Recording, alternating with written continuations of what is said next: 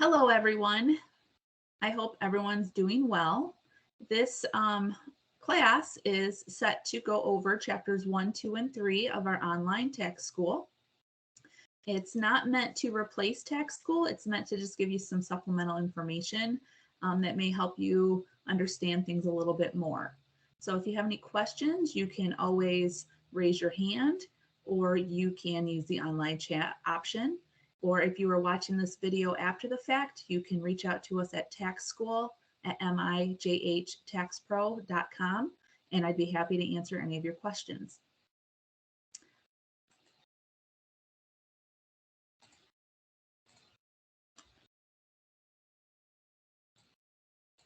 All right, let's go ahead and get started.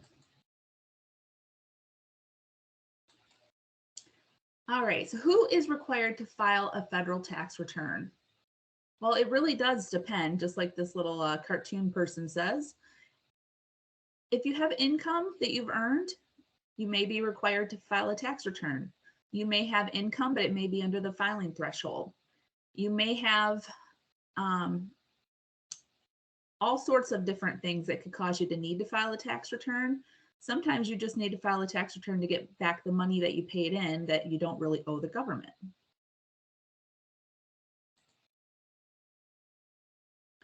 So what we're going to learn tonight is who is required to file a return and when should someone file a return even if they're not required. There's 5 different categories of individuals who need to file tax returns. There's most taxpayers, there's dependents, there's children, there's self-employed individuals, and there's aliens. Not like the ones from Mars, but people who are not residents of the United States.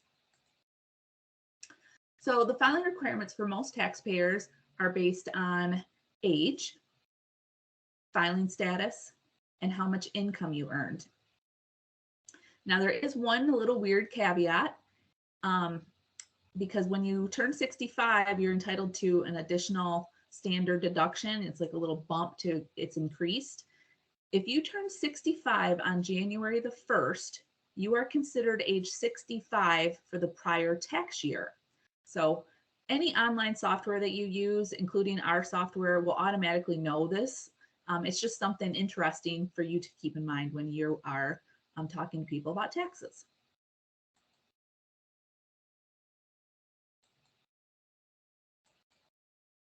Okay, so what is gross income? Gross income is going to be all of the money that you received during the tax year that's not exempt from tax. So it'd be money you earned from working, money you may have earned from investments, maybe money that you have earned from doing, from having a rental home, and maybe income you earned from selling a collectible car, or all sorts of different things, but it's any income that you earned. It could also be income from unemployment. It can be income from interest from the bank. Lots of different things are considered gross income. So here are the filing requirements. Again, like I mentioned, if you're single and you're under 65, or if you're under 65, the standard deduction is $12,550. These are the numbers for 2021 tax year. 2022's numbers are not available for this training, so just keep in mind these aren't fully accurate, but they are accurate for 2021. So if you are single, not legally married, or have been divorced, if you made less than $12,550, you are not required to file a tax return. If you're single and 65 and older, you have $14,250 of income before you are required to file a tax return. And on down the list, you can see how the numbers change based on your filing status. We'll talk about filing statuses here in just a little bit to explain what the different ones mean. Now, just because you aren't required to file a tax return doesn't mean you wouldn't want to file a tax return, and we will also get into that here in just a little bit. Okay, so what is a dependent taxpayer? A dependent taxpayer is a taxpayer who can be claimed as a dependent on another taxpayer's return. There are different requirements for dependent taxpayers on whether or not they have to file a return or not. This worksheet right here is if you were doing a return by hand, how you would find out if you needed to file a return if you are a dependent taxpayer. Obviously, again, software is going to do this for you when you answer all of the questions that it asks you, but it's important for you to understand how the software comes up with a correct answer.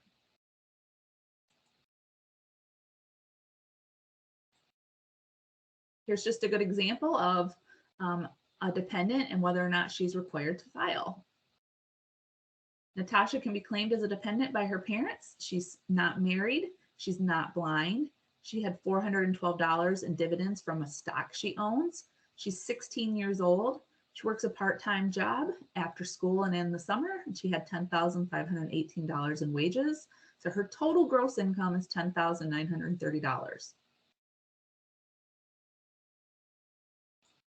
So the answer is she does have to file a tax return because her income is greater than the gross income plus $350 exceeded the single filing status.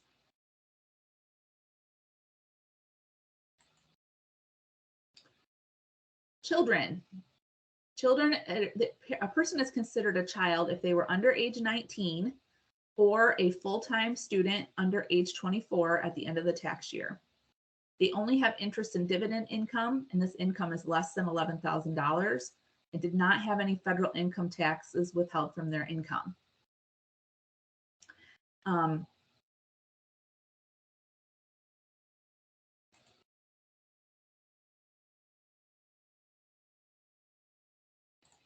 Sorry, I lost my place on my screen. If they do not have any earned income and all they have is investment income, this is the one and only time that the parent can possibly claim that income on their tax return to avoid kiddie tax for the child. But again, they cannot have any earned income. Self-employed individuals have special rules as well.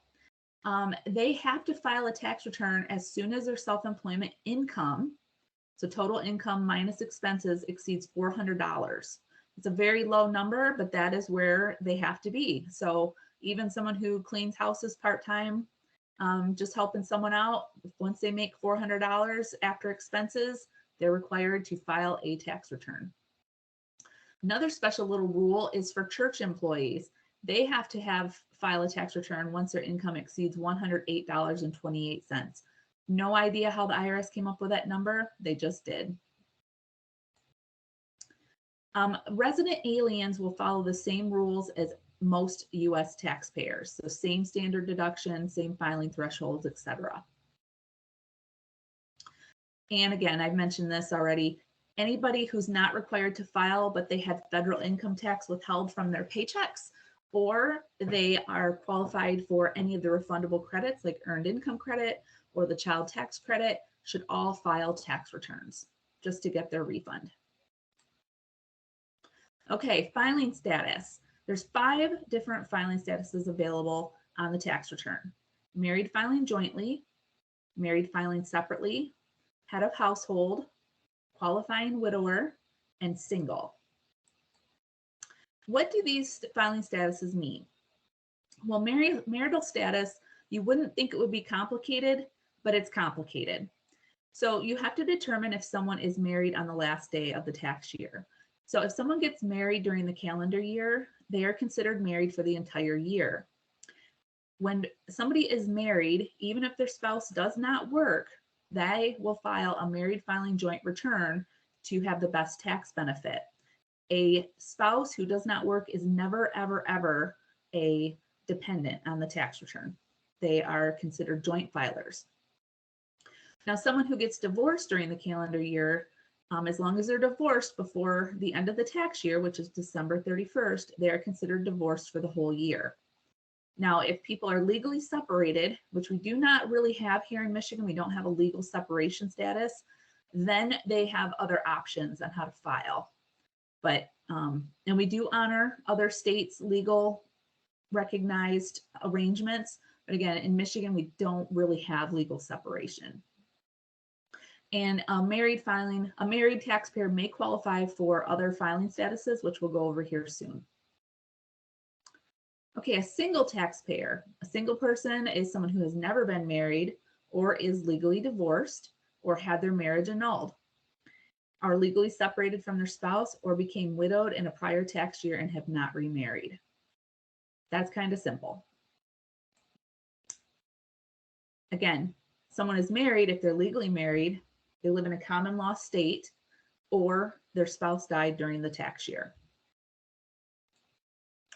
Married filing jointly does usually allow for the best amount of credits and the most advantages when filing together. Some credits are removed or eliminated or reduced if married filing separate. So again, married filing separate, there are couples out there who choose to do married filing separate.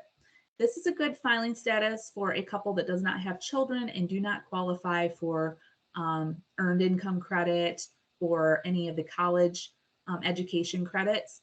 Sometimes people will choose to file separately because they don't want their money commingled, or one spouse may be self-employed and doesn't keep good records, and the other spouse doesn't want anything to do with that. When one spouse files married filing separately, the other spouse has certain requirements they have to meet as well. And again, they lose some of the advantages of being married, like the higher standard deductions, the higher credit limits, and a lot of miscellaneous things that go into it. Head of household status is one of the most misused filing statuses that there are. To be head of household, the person has to maintain the home. They have to have a qualifying child or a qualifying dependent, and they must be either unmarried or considered unmarried. And only one head of household filing status can be used for each household. So if you have a boyfriend and girlfriend who live together and have children together, you can't have both of them be head of household. There can only be one in each home. So how do you know if you kept up more than half the cost of maintaining a home? This worksheet on the IRS website kind of gives you a breakdown of that. Just to kind of an idea of the things that are considered as maintaining a household. So single taxpayers can file head of household if they paid more than half the cost of keeping up the home for themselves and their dependent children. The only exception to that for dependents is somebody can file head of household if they're claiming their dependent parents on their tax return. Their parents do not have to live in the same home as them. But again, that's a little bit more complicated than I want to get into today. That is something we will address in further detail at a later time. Temporary absences are included in the time the taxpayer lived with a qualifying individual. Example of that would be a divorced parents. The mom has custody of the kids, but they go and spend the summer with their dad. They are considered to still have lived with their mom or their mother for more than half of the year so that she can still file head of household.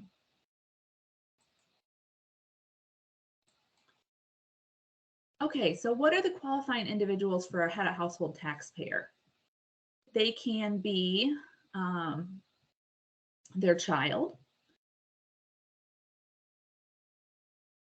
a brother, sister, stepbrother, or stepsister, parent, grandparent, or other direct ancestor, a stepfather or stepmother, uncle or aunt, niece or nephew, father-in-law, mother-in-law, son-in-law, daughter-in-law, brother-in-law, or sister-in-law.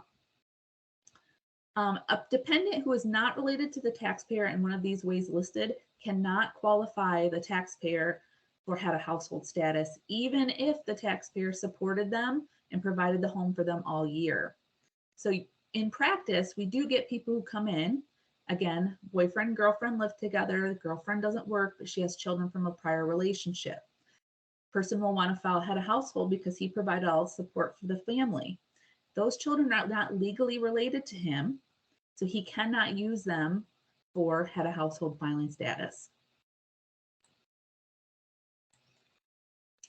All right, so married taxpayers, there is a small exception to those who can file head of household. If taxpayers are married but did not live with their spouse at any time during the last 6 months of the year, and they have a qualifying dependent, they can file head of household if they meet all the other qualifications. So to file as head of household, a married taxpayer must meet all of the following requirements. They must file a separate tax return from their legal spouse. Again, they have to live apart from their spouse for the entire last 6 months of the year. They could not have moved out on July 1st and then wanted to file head of household. It doesn't work that way. It has to be July 1st forward, did not live with their spouse at any time. They have to provide more than half the cost of keeping up their home for the entire tax year. And they had to have lived, again, with half the year with a son, daughter, stepchild, or foster child who is being claimed as a dependent, or they can use a son, daughter, stepchild who is being claimed as a dependent by the non-custodial parent. Okay, qualifying widower. We don't run into this a lot in practice, but we do run into it on occasion. So qualifying widower is a person who was married but lost their spouse in one of the last 2 tax years prior to this one, or it can be in the current tax year. It gives them the same benefits as married filing jointly for that 3-year period. And as long as they haven't remarried, they're allowed to claim that. So again, if they were entitled to file a joint return in the year of death, their spouse died in one of the 2 previous tax years, and they did not marry again by the end of the tax year, they must have a dependent son, daughter, or stepchild that lived with them all year and that they can claim as a dependent. And the child must not have gross income of $4,300 or more. They can claim qualifying widower status.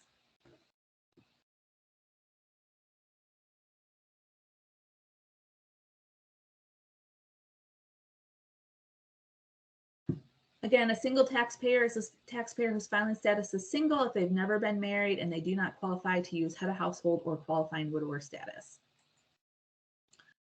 A married taxpayer has 3 filing options as well: married filing jointly, head of household, or married filing separate. All right, so that is chapter 1. Let me see if there are any questions.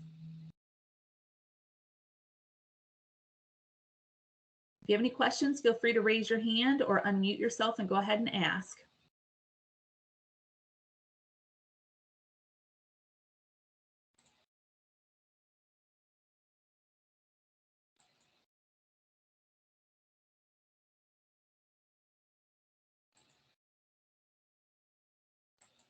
All right, we'll move on to chapter 2, more information about dependents. Okay, so to determine if a taxpayer qualifies to claim another individual as a dependent, both of the following conditions must be true. The taxpayer and any potential dependents must meet the general test for dependency, and any potential dependents meet the test to be the taxpayer's qualifying child or qualifying relative. And like I mentioned earlier, a spouse is never considered to be a taxpayer's dependent. This is a conversation I have to have with a taxpayer, with taxpayers at least once or twice a season. You can't always change people's minds, but you can certainly try to educate them. All right, so what are the dependency tests? The dependent taxpayer test. To meet the dependent taxpayer test, the taxpayer cannot qualify as someone else's dependent. If the taxpayer fails this test, then not only are they unable to claim their own personal exemption, but they're also not qualified to claim anyone else as a dependent. An example of this would be, let's say it's a 3-generation household. There's a parent, there's her young adult child, and their young adult child's child. So grandma, mommy, and baby. If the young adult child does not have any income and is fully supported by her parent, she cannot file a tax return and claim her dependent because she is a dependent herself of her parents. Joint return test. To meet the joint return test, any individual the taxpayer claims as a dependent cannot file a joint return unless the joint return was filed only to get a refund of taxes paid or withheld. So a married taxpayer or a married dependent who files a return separately meets the joint return test. So an example of this would be, again, let's say that we've got a family where the young adult child is married and lives with her parents, with her spouse as well. And the parents fully support these young people. If the young adult couple files a tax return just to get a refund of taxes they paid in, that's okay. Then they can be claimed as a dependent on the parent's return. But if they file a return and they're getting earned income credit, or they're going to get an education credit, then they would not qualify to be dependents. And then the citizen or resident test return, that is to meet the citizen or resident test, an individual taxpayer claims as a dependent must be one of the following: a citizen, resident, or national of the United States, and a resident of Canada or Mexico. I know that seems a little weird, that somebody may want to claim a dependent who does not even live in the United States. But if you think about it, there's some people who cross the border to work. They're residents of Canada or Mexico, but they live here in the United States. They are allowed to claim their children that live in Canada or Mexico or have residency of Canada or Mexico as dependents on their tax returns. And again, the tax software is going to walk you through things like that. It's just important to know about it. Okay, so once you've determined that a taxpayer meets a general test for dependency, the next step is to determine whether the taxpayer has a qualifying child or qualifying relative whom they can claim as a dependent. So let's look at the test for qualifying child first. There are 5 tests on that they have to pass.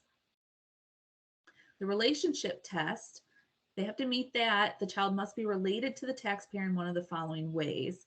Under the child, they're a child under the uniform definition of a child. This includes the taxpayer's son, daughter, or stepchild, legally adopted child, or legally placed with them, like through a foster or an adoption agency, a brother, sister, stepbrother, or stepsister, or any descendant of the above, like a grandchild, niece, or nephew. Relationships that are established by marriage remain intact after divorce or separation or death. So if you are married and you have a stepchild, but that marriage doesn't work out, or your spouse passes away, your stepchild remains your stepchild legally and for tax purposes forever.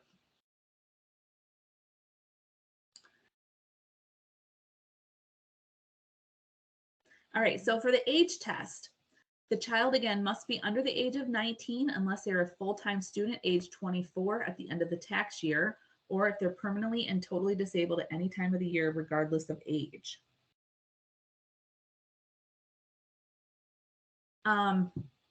In addition, the child has to be younger than the taxpayer.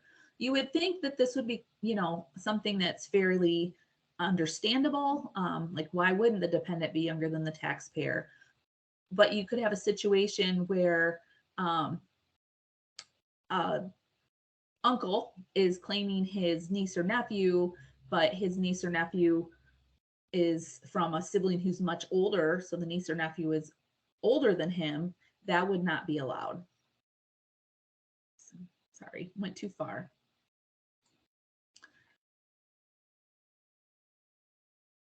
And to be qualified as a full-time student, this child must study at a qualified school during some part of 5 calendar months. They don't have to be consecutive. They just have to be 5 months total during the calendar year. And the qualified school does not include on-the-job training courses, correspondence schools, or schools that are only offered over the internet. The residency test, we touched on this a little bit. It talks about the child must live with the taxpayer for more than half the tax year. It does not have to be the last half of the tax year. It just has to be at least 6 months of the year, so 183 days or more. Children who were born or died during the tax year are considered to have been eligible children for the entire tax year. And there's special rules for children of divorced or separated parents that we'll talk about a little bit later. And the support test, to claim a child as a dependent, you have to provide more than half.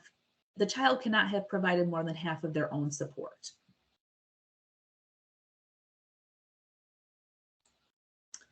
Okay, so the special rule for divorced or separated parents, a separated parent who is the non-custodial parent can claim the child for the child tax credit if the custodial parent signs a form giving them permission to do so, Form 8332. And this is the form. Now, the IRS technically does not follow divorce decrees, but if the parents follow the divorce decrees, then the IRS will honor it. They just still have to fill out this form 8332. It has to be scanned into the tax return that when we prepare them, and it has to be sent to the IRS or they will not honor that dependent claim.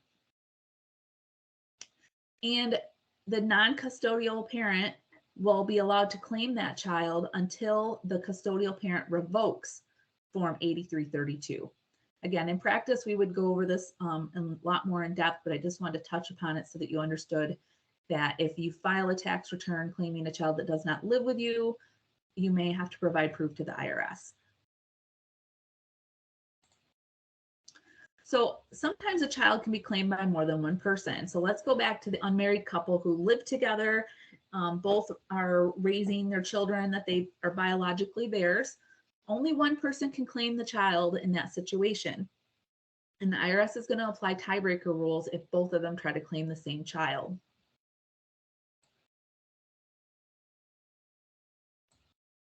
So here's an example of tiebreaker rules. If only one of the taxpayers is a parent of a qualifying child, only the parent is allowed to claim the qualifying child. Here's a great example.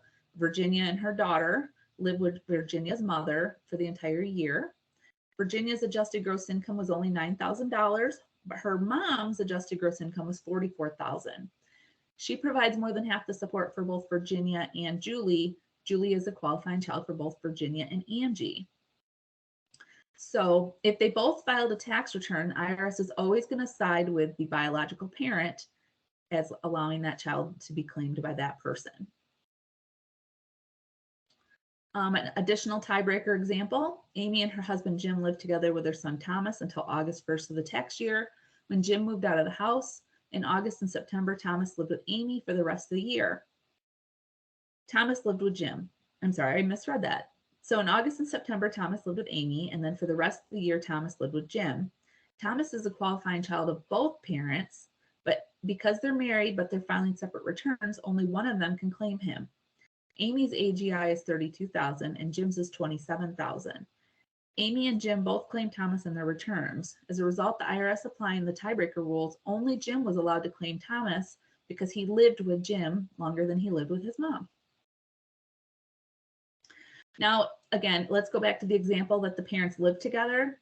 If that's the case and they're not married, the child would be claimed by the parent with a higher adjusted gross income.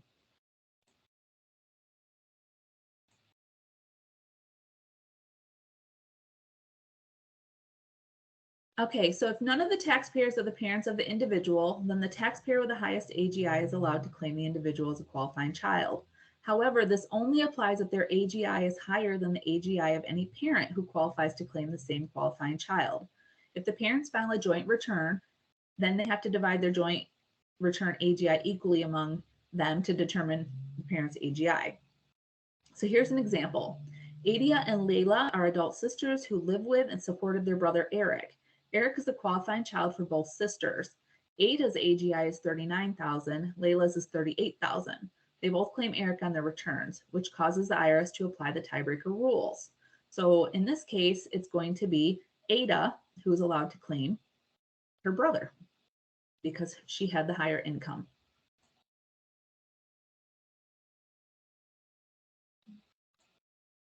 All right, so here comes a little bit more complicated topic, qualifying relatives. So if a dependent did not meet the qualifying child test, so like other relationships, so like a cousin that you take care of, or let's say you took in your daughter's best friend because her parents couldn't take care of her anymore, they are not considered qualifying children, even if they're young enough to be a child. They are considered a qualifying relative. Qualifying relative is kind of a misnomer because they don't even really have to be related to you to qualify as a qualifying relative for tax purposes. So an individual has to meet all of these tests to be a taxpayer's qualifying relative. Again, not a qualifying child. They have to be a member of the household or have a relationship, gross income test, and the support test. All right, so here's the differences for the support compared to qualifying child and qualifying relative. For a dependent child, the child could not provide more than half of their own support. But for qualifying relative, the dependent, for the taxpayer to claim that dependent, they have to provide more than half, or they have to provide more than half of the relative support. So a little different there on how that's worded. Here's a good example. Yuki lives with her Aunt Tanya, 50, who is claiming her as a qualifying child. Yuki is a full-time college student, receives 40% of her support from Tanya. Yuki's mother, Zara, provides 25% of her support, but does not live with Yuki or Tanya. Can Tanya claim Yuki as a qualifying child? Nope, because she does not provide more than half of Tanya's support.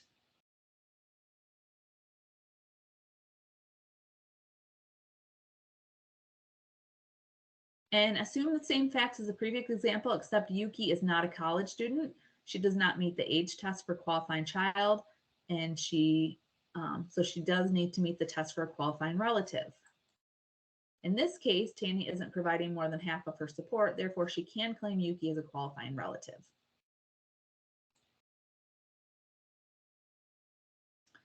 All right, so here's another IRS worksheet showing how to calculate support for a dependent.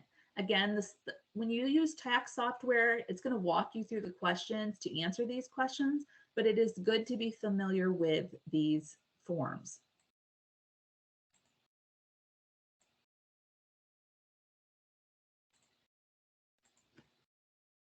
Okay, so completing the worksheet.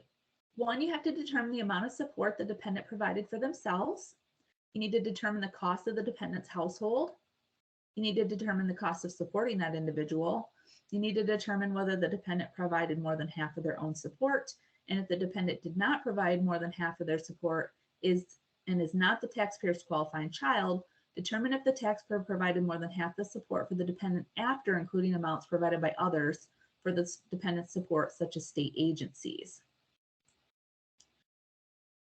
So again, kind of complicated, but software is wonderful in that it does walk you through the entire process. Now, a lot of our Jackson Hewitt locations are inside Walmarts, so you're going to get people walking up to you and asking, hey, can I ask you a question? I wanted to know, someone told me I could claim so-and-so and so-and-so and so-and-so because of this, this, and this. I always tell them, hey, let's take a look and see what the IRS says. If you have time, have a seat. Let's look through the IRS website. The IRS website has so many great tools available. They're called IRS Quick Assistance or IRS Assistance tools. I use them all the time. That way somebody can't go back and say, well, she's not telling me the truth. She doesn't know what she's talking about. We walk through answering the questions right off the IRS tool, and that allows the potential taxpayer to know whether or not they can claim that person as a dependent. All right, so we're down to our last chapter.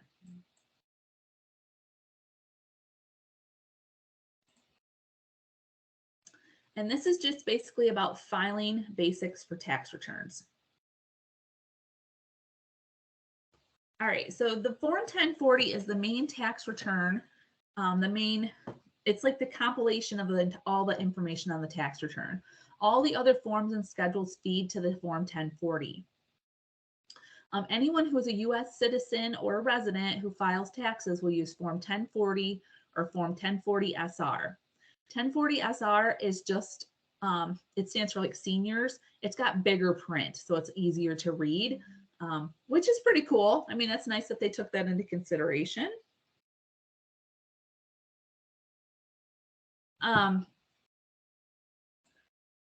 Okay, all tax returns have to be signed.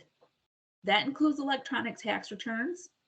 Electronic tax returns have a different form that they sign than the actual tax return, and that form gets put in their file. We do all of our signatures electronically at Jackson Hewitt, so and they date those returns same way electronically. All of that has to remain on file. Again, I said they have to sign and date it. A tax return is not complete until both the taxpayer and their spouse sign a joint return. Again, even if only one of the spouses has income, if it's filing a joint return, they both have to sign it. The only exception to that is if one of the spouses has power of attorney over the other spouse, and they have to provide that documentation to us in order to sign for their spouse. And if they're filing separate returns, they can only sign their own return. They cannot sign the return for their spouse. One of the weird things that we're not quite sure, and we think it's for data analysis, the IRS always asks for the occupation of the tax filers. I would love to know why they really want that, but again, I think it's for data, just something that they compile data on. If you are a paid tax preparer, you are required to sign the tax return as well, and you must give your PTIN number, which every paid tax preparer must have in order to file returns that are being paid for.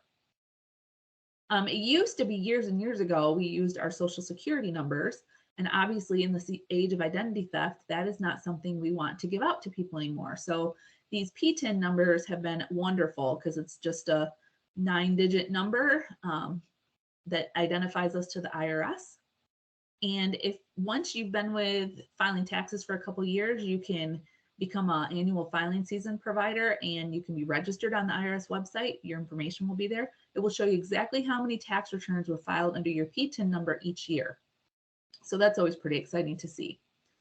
And if a taxpayer is filing their own tax return electronically, you'll sign Form 8879, which is the e-file authorization form. And again, our software does this for us, and we use electronic signatures in our offices. When I started doing taxes way back when, we printed everything in duplicate, and they signed a set and we signed a set, and it was a lot of paper and a lot of paper cuts. Okay, so income. If income is taxable, it must be included on the tax return. And when entering income and other information on the taxpayer's return, all cents should be rounding using the IRS instructions unless stated otherwise. Generally, if it's 50 cents or up, it's rounded up. If it's 49 cents or less, it's rounded down, or just drop the cents. So Form W-2 is what most of our taxpayers come in with. This is what you get when you work for an employer. Wages that you earn from your employer will be reported in box 1 of the tax return, and federal tax income taxes withheld are always reported in box 2. One important thing when preparing a tax return is to make sure that the W-2 the taxpayer gives you is for the right tax year. So here's just an example of where the information from Form W-2 carries to the tax return. Box 1, wages and income, carries to line 1 of the 1040. And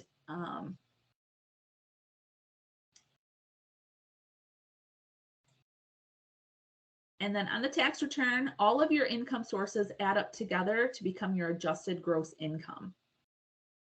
That's your total income minus any adjustments to income, which we will cover in a little bit. If the taxpayer does not have any adjustments to income, their AGI will always be the same as their total income.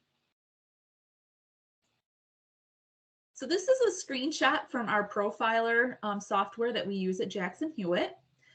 Student loan interest is one of the most popular adjustments to income. You'll have teachers occasionally that will come in and have their taxes done. They also can get an adjustment of income up to $300 per teacher. So if it's a married couple, they can get up to $600 adjustment to adjusted gross income. Alimony payments for divorces prior to December 31st, 2018. And then there's some special rules for military members as well that can be adjustments to gross income. So if you had college student loan interest, these are the questions that our profiler system asks about. Has to be interest that was paid on a loan at an accredited school or nonprofit, university, college, or vocational school that led to a degree, certificate, or other recognized credential.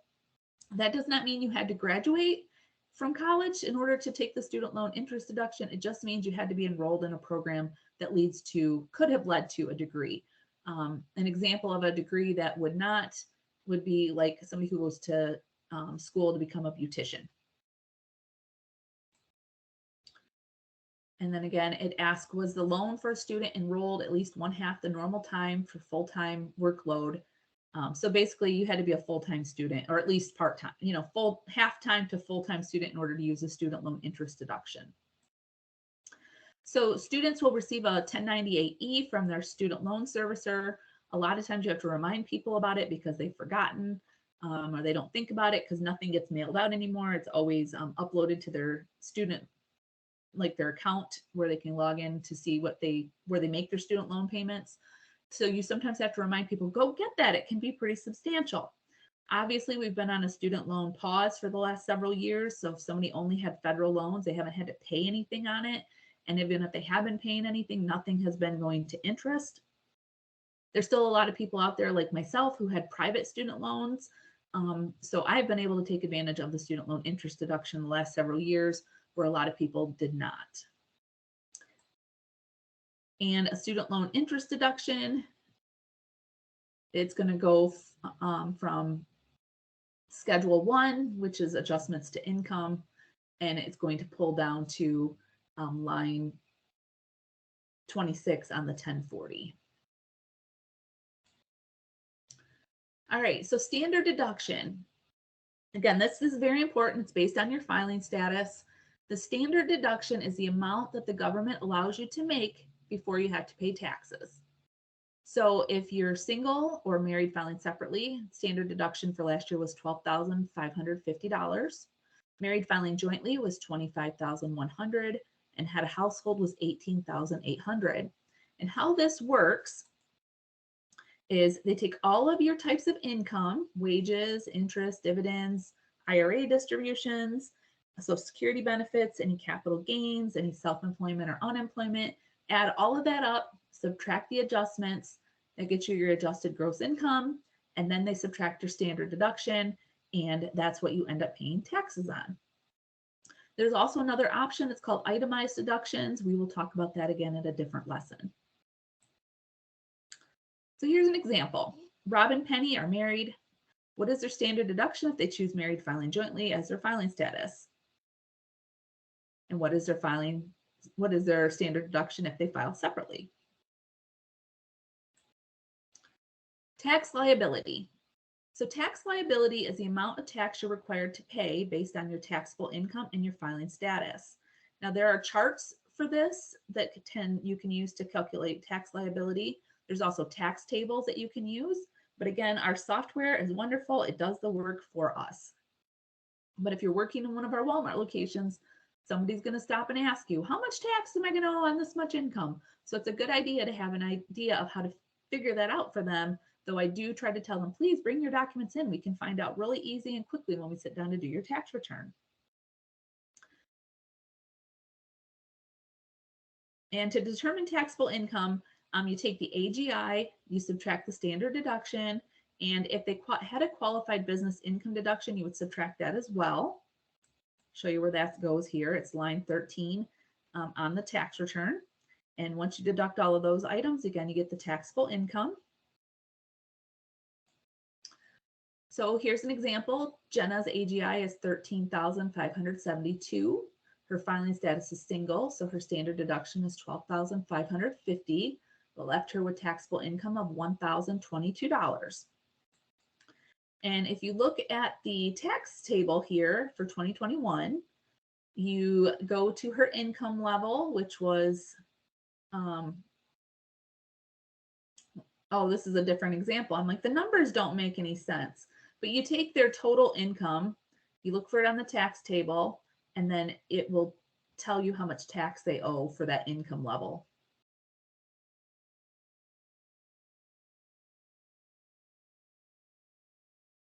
So in the case of the example we just were talking about, her income tax, when you look at the tax table for her, again, her income was between $1,000 and $1,025. She's filing as single, so her total tax due is $101. That carries to line 18 of the tax return. If there's no other taxes due, that carries right down to her total tax, line 24.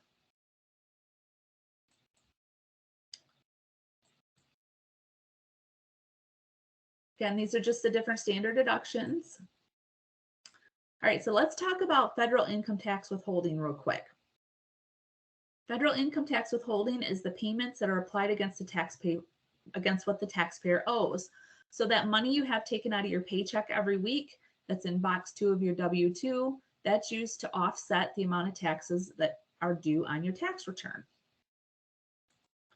So here's a great example of how that all pulls through from the W-2 to the tax return and down to total payments on the tax return. Okay, so refund or balance due. One of those words we like, one of those words we don't. To calculate the taxpayer's refund, what people do like, you have to compare their total payments to their total tax due. So in this case, they had payments of $1,966, total tax due of $101. So our client's getting a refund of $1,865. And you can see here, if you look at the screen, line 27A, this person qualified for an earned income credit. So that is called a refundable credit. That means this is money they got for working as part of the tax refund. It's applied as a payment, so they get it back as a refund once all of their payments exceed the amount that was due in tax. So taxpayers have several options on how to get their refund. They can have it all refunded to them, or they can choose to have some of it applied to next year's taxes, like an estimated tax payment. Some people that do that are self-employed workers because they know they're going to have to pay in next year, or they're required by law to make estimated payments. So they're like, no, don't give me my refund, just have the IRS keep it. You also have options for direct depositing your refund into a bank account and several other account options. You can always get a paper check, or you can always get savings bonds. So for direct deposit, we have to have a routing and account number from the taxpayer's financial account.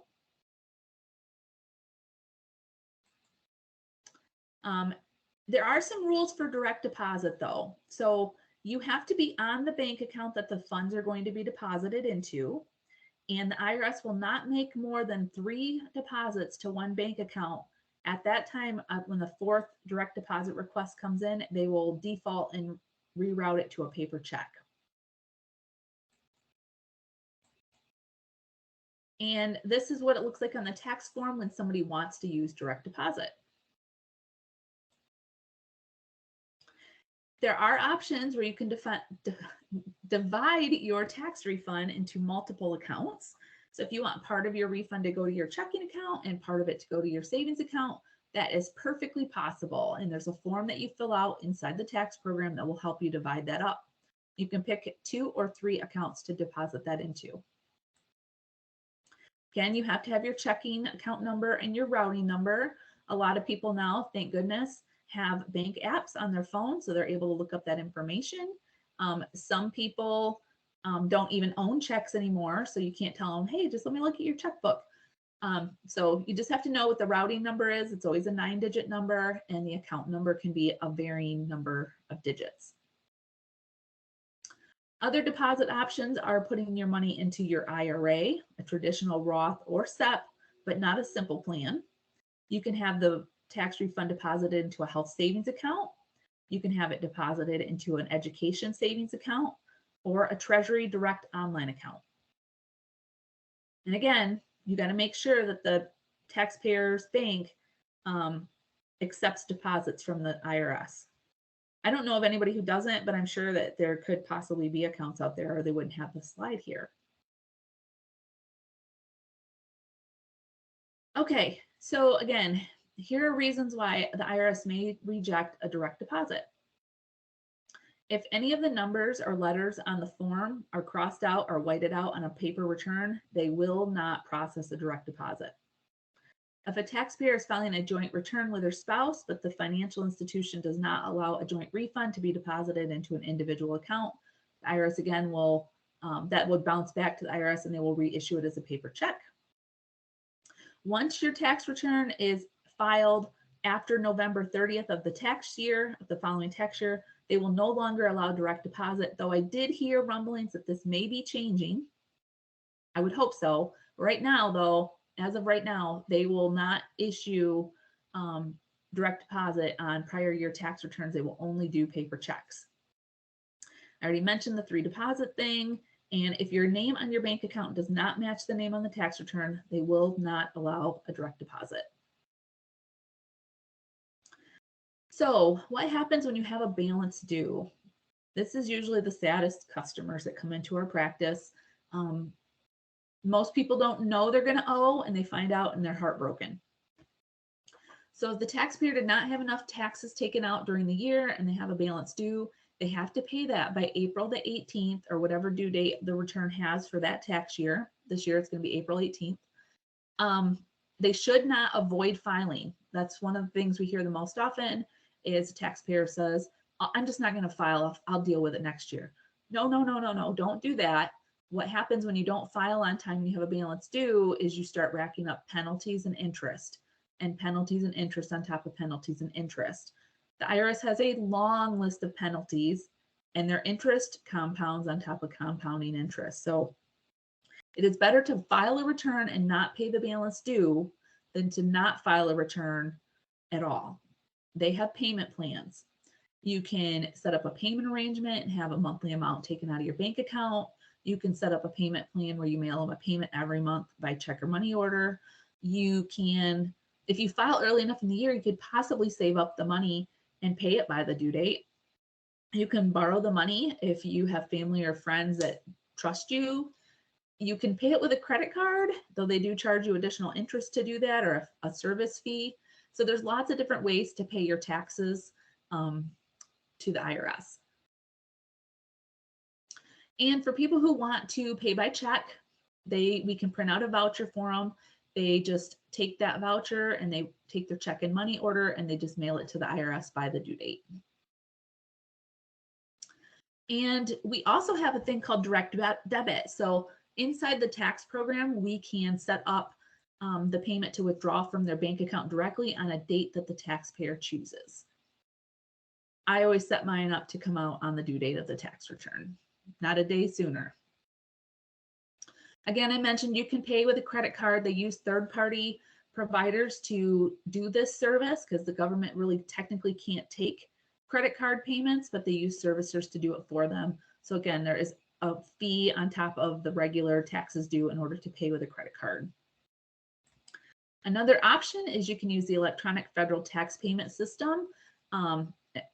I call it the EFTPS. A lot of employers use this system and businesses use this system to pay their payroll taxes, their business taxes, etc. Individuals can use it as well. You just have to enroll. It takes a little bit of time to get that enrollment process. So it's definitely not something you want to use on April the 18th. It is an option though, and there's no additional fee to have that taken out of your bank account. And again, for individuals who owe a large sum of money or a sum of money that they can't pay all at once, there is an installment agreement. There's several different ways to apply for an installment agreement. We can do it right when we file the tax return. We can do it after we file the tax return, or you can set up an IRS account online and apply for an installment agreement that way. The IRS has to accept payment or installment agreements if the taxpayer meets the qualifications for that. And even when you're on a payment arrangement, interest and penalties are still accruing. So it's always a good idea if you get extra money to pay as much as you can on your IRS debt.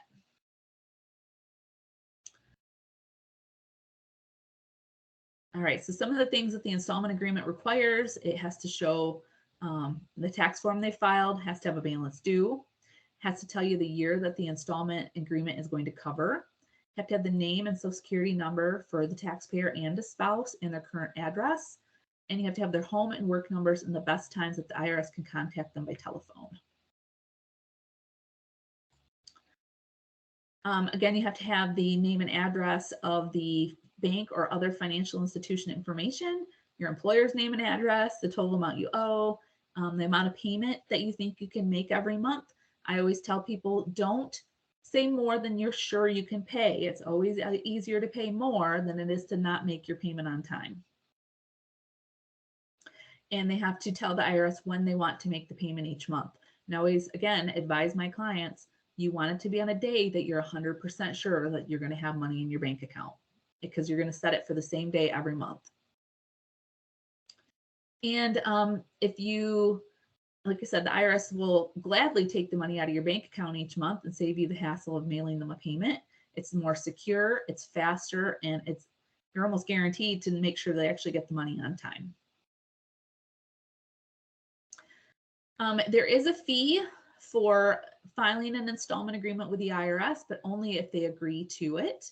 If they apply online using their IRS online account, it's a $31 application fee. If you, it could be up to $225 if you're doing it by mail.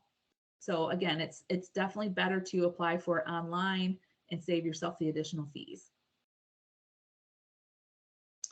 And again, the IRS has to approve your installment agreement if all of the following apply. Your balance due does not exceed $10,000. If in the last 5 years the taxpayer has filed all required income tax returns on time, paid any income taxes due, not entered into any other installment agreements, and if the IRS determines that the taxpayer cannot pay the tax owed in full when it's due, the taxpayer gives the IRS any information needed to make that determination.